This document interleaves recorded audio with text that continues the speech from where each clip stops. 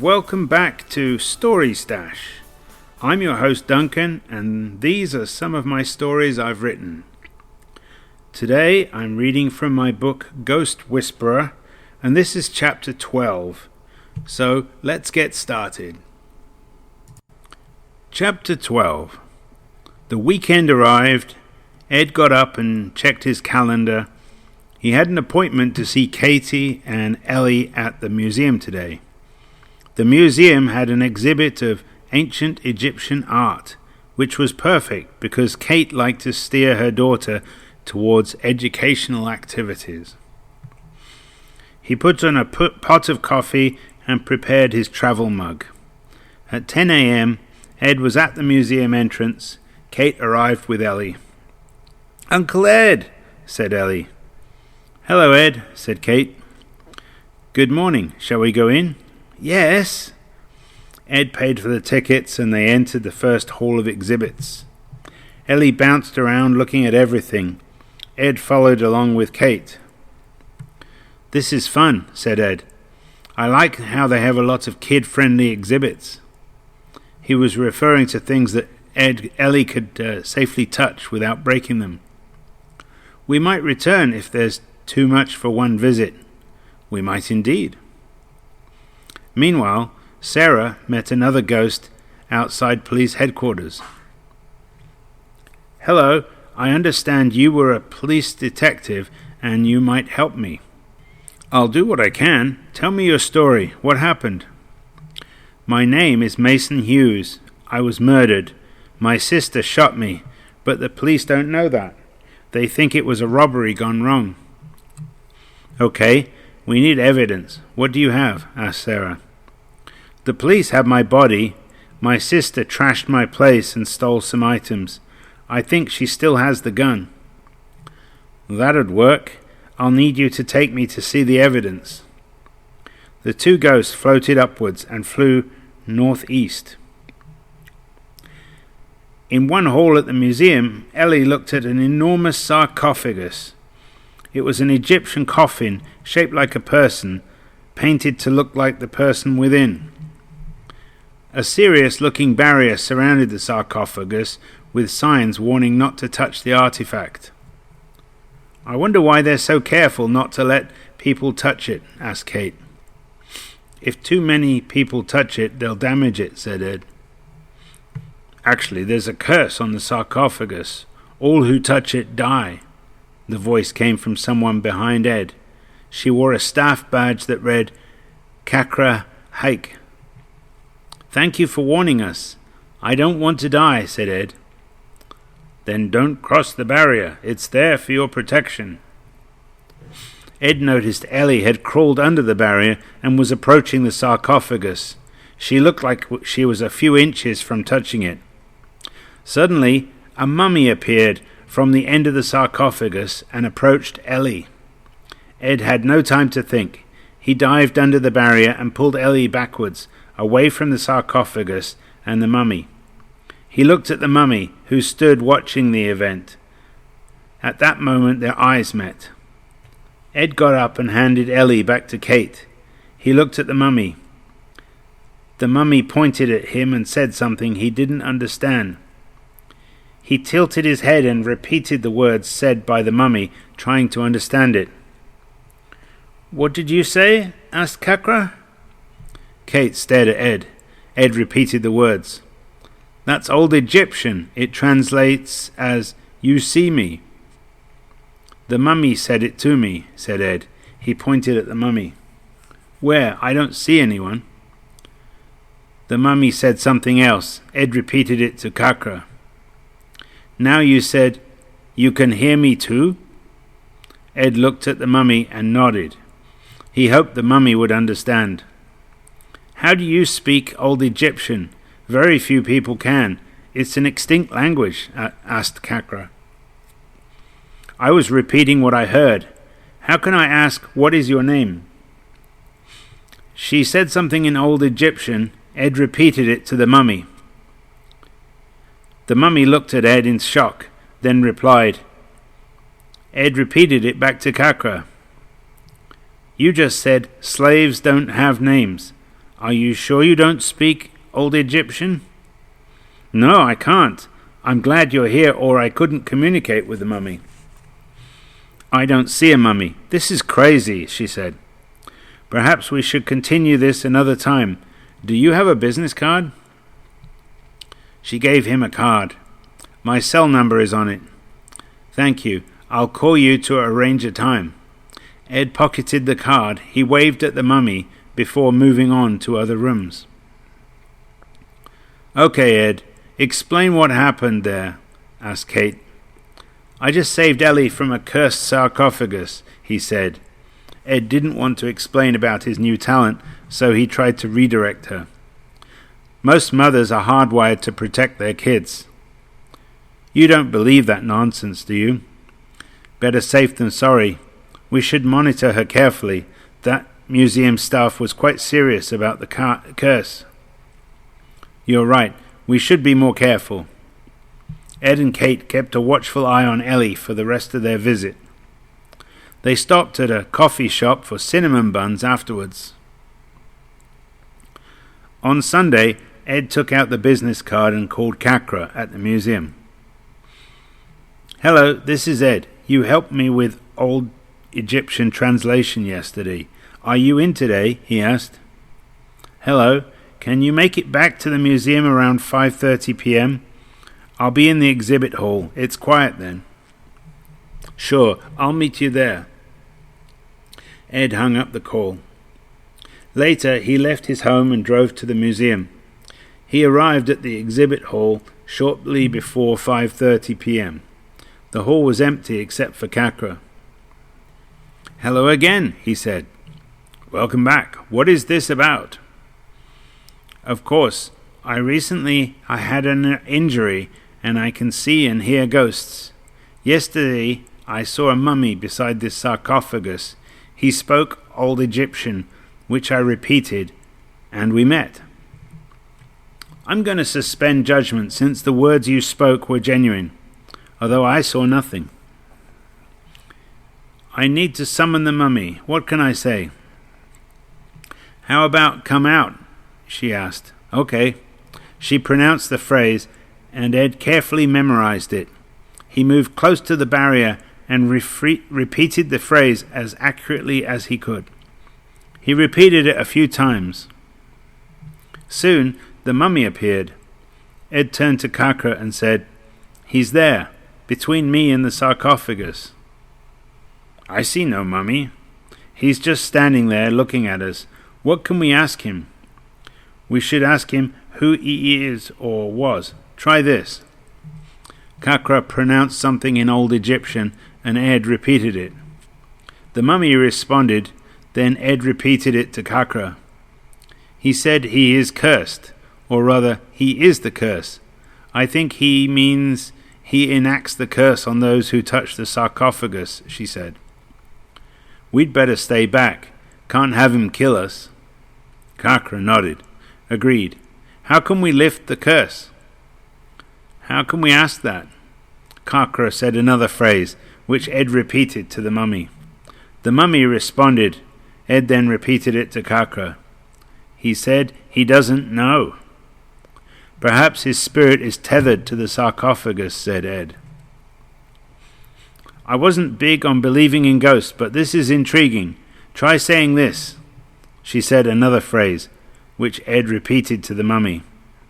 The mummy responded. Ed then repeated it to Kakra.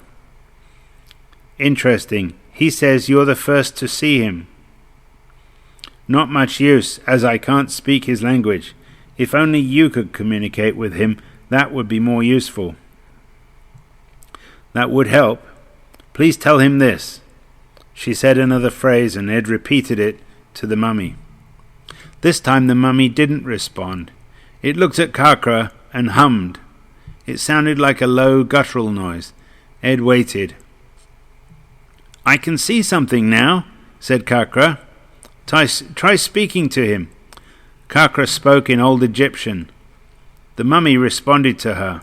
They talked back and forth for a few minutes while Ed watched and waited. Finally she turned to Ed.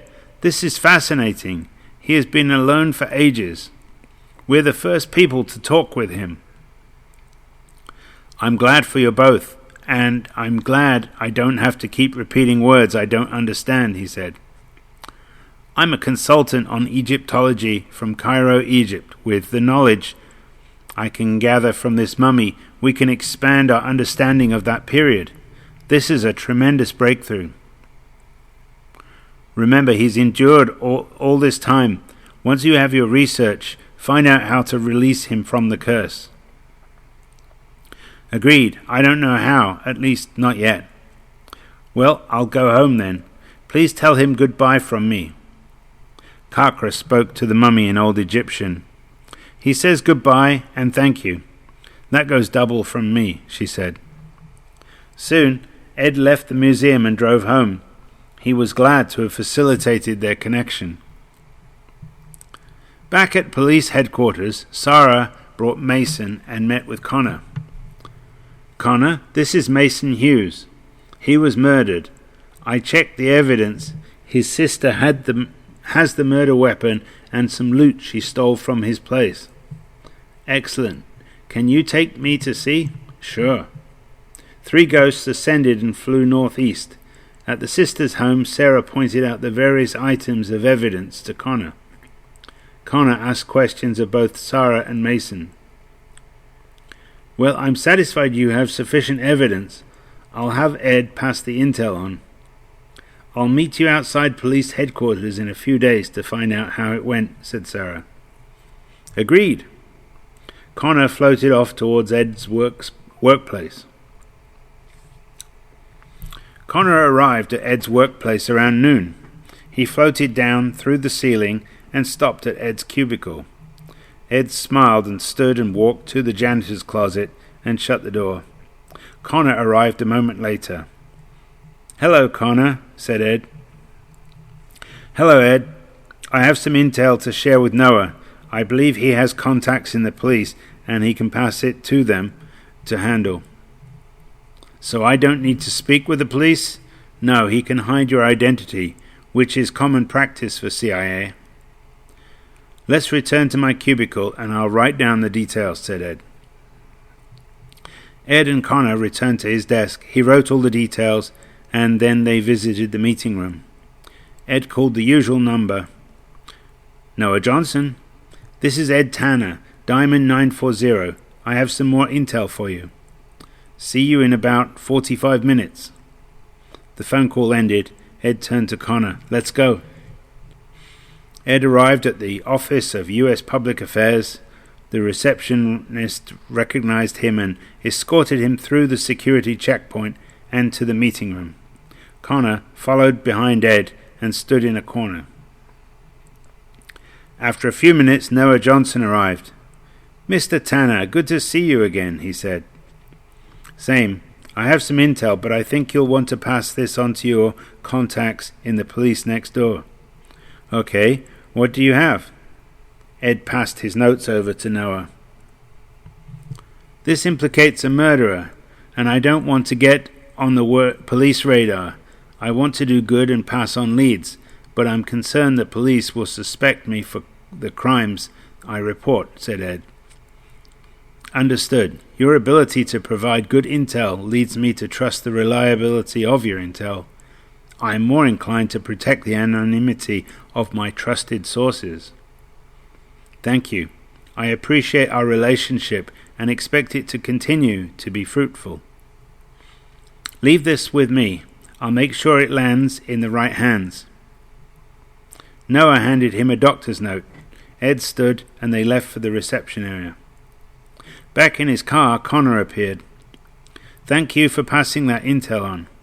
No problem. You didn't put me in danger or in the crosshairs of the police. Now I have to get back to work. Connor faded out. The next day, outside police headquarters, Connor arrived and found Sarah floating near the main entrance. Hello, detective, he said. Hello, Connor. How did it turn out yesterday? Ed gave the lead to the CIA.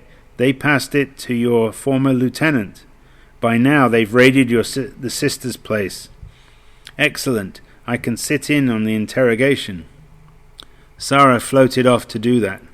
Connor watched her go. He'd done his part, as had Ed and Noah. After a few minutes, he left. Ed was in his cubicle working on bug fixes. He was in his happy place. No social interactions, just bugs to fix. Then his cell phone rang. "Hello? Ed, this is Washta. When can you visit my place? We need your help." It was the elderly Duamish woman. He recalled he was now an honorary member of their tribe. By accepting they'd secured access to his services, he didn't think they'd call so soon. "Would after work be okay?" he asked. "Of course. I'll see you then." She ended the call. Ed put his phone down and resumed his work. After work, Ed shut down his computer and went to his car. He remained painfully aware of his surroundings, still cautious of muggers. He drove from work to Washta's place. Within half an hour, Ed pulled up in front of her single-level house. Before he could knock on her door, she opened it. "Good, you're here. Please come with me," she said. They left her house and walked along the street. A few houses along, she knocked on the front door. The door opened. Another Duamish woman, probably one he met at the last gathering. "Washta, he's out back," she said. Before Ed could ask her name or who was out back, they swiftly pulled him through the house and outside. In the backyard there was a bobcat, sitting calmly. It looked up when Ed arrived. "Is your name Ed?" asked the bobcat. "Absaroki said you joined the tribe." "Yes, I'm Ed. They made me an honorary member." To the two old women it sounded like growling between Ed and the bobcat. "I'm Talutsi. I died a while back. That old woman is my daughter, Panna." "Oh, okay. Sorry I couldn't arrive sooner. I was at work." "No problem, Ed. Did Washta try to drag you here sooner?" "No, she was good about it. I need to keep my day job." "I remember what that was like." Ed thought he saw a grin on the bobcat. He turned to the two women. "Panna, this is your father, Talutsi," he said. "My father? He died a long time ago," said Panna. "Well, he's here now." "Please ask him what he wants." Ed turned to Talutsi. "She asks what you want." "I came to visit my daughter and check up on her. Plus, I learned the tribe recently gained a medicine man so I could finally communicate." "Hold on a moment," said Ed. He turned back to Panna. "Your father came to visit you and check up on you. Absaroki told him I'd join the tribe so he could finally communicate." Panna thought for a minute. "I'm doing well enough since my husband passed. Tell him it's nice to see him again. Is there anything I can get him?" Ed translated for Talutsi. "Please tell her I'm fine. I've become an excellent hunter." Ed translated for Panna. "Have you seen Mother? Have you seen my late husband?" she asked. Ed translated for Talutsi. "No, I haven't. It's hard to tell if an animal is another person or not. In the wild, there's no difference." Ed translated for Panna. The dialogue continued for over an hour. Ed patiently translated back and forth between father and daughter so they could share about their respective lives. Eventually the meeting with Talutsi ended. Talutsi left to do bobcat things. Panna invited Ed and Washta to come inside for a beverage. "Ed, thank you so much for coming out here this evening. I've lived alone ever since my husband passed. It's good to hear from my father," said Panna. "I'm glad for you. Since I got injured and developed my ability, I've considered it more of a curse. It's good to use it to benefit someone. Ed helped me reconnect with my late husband. Now I see the crow following me on my walks, and I know it's him." "That means a lot to me," said Washta. Ed sipped from his drink. "What is this?" he asked. "It's a traditional beverage. We make it from berries," said Panna. "I'll give you some to take home if you like." Later, Ed carried a crate of the beverage to his car. Hospitality customs required them to overwhelm him with whatever Ed appeared to like. He bid Panna and Washta good night, then he drove home. Meanwhile, outside police headquarters in Seattle, Sarah and Connor met with the ghost of the late Mason Hughes. "Mr. Hughes, I can confirm the police have charged your sister with your murder. I observed their interrogation earlier today," said Sarah. "Thank you to both of you for your help. I'm relieved to get justice. Will you pass on now?" "I may wait until the trial, but after that I'm done here. Good night." Mason Hughes floated away. "That was satisfying," said Sarah. "It was. Ed gave the lead to the CIA, who passed it on to the police. They didn't give out the source of the lead, so Ed's safe," said Connor. "So we can use Ed again in the future?" "If you let me pass on the leads to him, yes." They both smiled. Soon they drifted off and floated away. Well, that's the end of chapter 12. In the next episode, we have chapter 13. Ed visits Ellen. Ed meets a poltergeist. Oh, and please leave a comment at the end or rate it. I'd appreciate that. Thank you very much, and see you next episode.